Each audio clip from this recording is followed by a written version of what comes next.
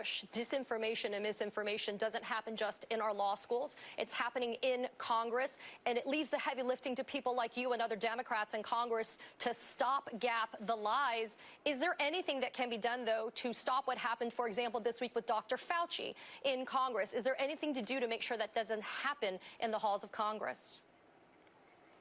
Well, you know, the party of democracy and the party of freedom and the party of truth has just got to be tough. And I think Dr. Fauci modeled that toughness this week when, you know, and he's not a partisan actor, but he's just a scientist. And he just said that this is nonsense and this is preposterous. I mean, I had, you know, Republican colleagues and there are right-wing commentators who are out there saying that Dr. Fauci created the COVID-19 virus in order to make money off of it, and they were charging him with profiting somehow off of COVID-19, and he refuted that definitively and shut them down. But like I told Dr. Fauci at the hearing, they were treating him like a convicted felon. And then I had to correct myself. I said, no, actually, they treat convicted felons much better than they treat doctors who have devoted their entire lives to saving people's lives. And, you know, if you look at Dr. Fauci's record, not just on COVID-19, but HIV, AIDS, the Zika virus, a whole bunch of other diseases. He has saved hundreds of thousands of lives through his work as a doctor, a scientist, and a medical leader. And yet all they could do was beat him up. And then meantime, they're running around the country trying to excuse an adjudicated sexual assailant, an adjudicated fraudster, and a convicted felon who was just found guilty by a jury of 12 peers chosen by both sides in the trial of having paid $130,000 in hush money to his porn star mistress and then cooking the books to engage in more financial fraud. And that's the person who's defining their party. All right, should it be zero tolerance? The reason I say that, and they're talking about Supreme Justices, Clarence Thomas and Alito have had millions, I repeat, millions of dollars of freebies and goodies and all sorts of nice little brown envelopes, I suppose you could call them. Google that. Whereas Ketanji Brown Jackson is being castigated, you may find this a bit weird, by Fox & Co. for accepting free Beyonce tickets. So Alito and Thomas have had millions and thousands and thousands and thousands of dollars worth of stuff for being in the SCOTUS position. Fox don't say anything because, well, actually I don't know why, but how dare Ketanji Brown Jackson go to a Beyonce ticket? Outrageous. So should there be zero tolerance? If you're a Supreme Justice, should there be nothing? Point here, which is that the Supreme Court is self-policing, and they just got an ethics code after all of these controversies within the last year. Lower courts have to operate on one of those. Really, oversight comes from Congress. But right now we have divided government. Republicans control the House, and the Senate, of course, is controlled by Democrats. So what options are there to provide oversight to the Supreme Court at this point? They are really few, especially, as you say, in a time of divided government. It's basically politics. So we have this current brouhaha with Justice Alito. He has written to the Congress, nobody could reasonably question my impartiality, that the flag was flying. You know, think about it for a moment. Say you were involved in a gay rights case, you were on the other side, and you pass a judge's house and the gay pride flag is flying. Might you think reasonably that person won't be impartial? Of course you might, but it's only now to Justice Alito say so.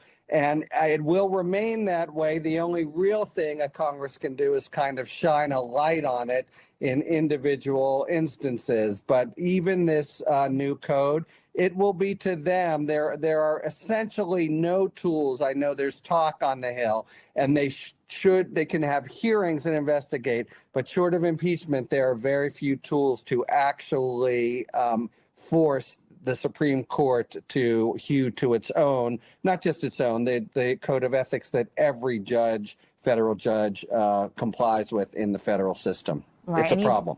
Yeah, you brought up Justice Samuel Alito.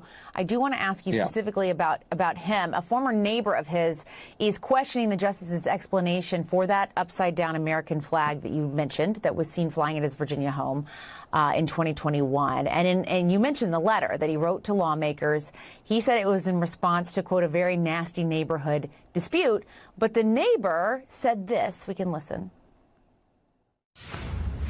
At best, he's mistaken, but at worst, he's just outright lying. The interaction that happened on February 15th is the one that they're using as an excuse for why they flew the flag. And I really want to hammer home the fact that that happened on February 15th, and their flag went up 2 or 3 weeks before that. So that neighbor saying that the timeline is incorrect that he's put out there. Do you think that Justice Alito misled or lied to Congress in his explanation of events? And more broadly, people will say, oh, what about this flag thing? What is it? Why does it matter that we're talking about this? Why does it matter that this happened with a Supreme Court justice? So let's start there. The flag was understood at the time, this is just after January 6th, as a stop the steal blazing statement. So why would it matter that a Supreme Court justice who might have to sit on January 6th cases, but even beside that would be asserting there is a steal going on of the election, among other reasons, because it's false. There was no steal going on, but also because it's such a sign of partisanship that you would certainly question their ability to be impartial. And Alito himself has distanced himself from it, which is an implicit understanding that if he himself were flying the flag, it would be a problem. Now, as to this discrepancy, the neighbor says that there is material evidence. We have a picture in the New York Times in January and a police report at the altercation in February, which Justice Alito says triggered it. Look, I'm not saying that the neighbor's word should be taken over that of a justice of the United States. However, there is the discrepancy, and I really think it's essential to get to the bottom of it. If it's the case, I am not saying it's the case, but if it is that Justice Alito sent a letter to the Congress and didn't tell the truth in it, that is exceptionally grave. I think that would be an impeachable offense. And of course, that might not go forward in the current climate, but even so, that prospect really requires that the Senate or that oversight in the Congress, that you get to the bottom of it. There are material discrepancies. It's enough to have a hearing and look into it. All right, Harry Litman, thank you so much. Thank you. Well, more news. The growing threats at the moment.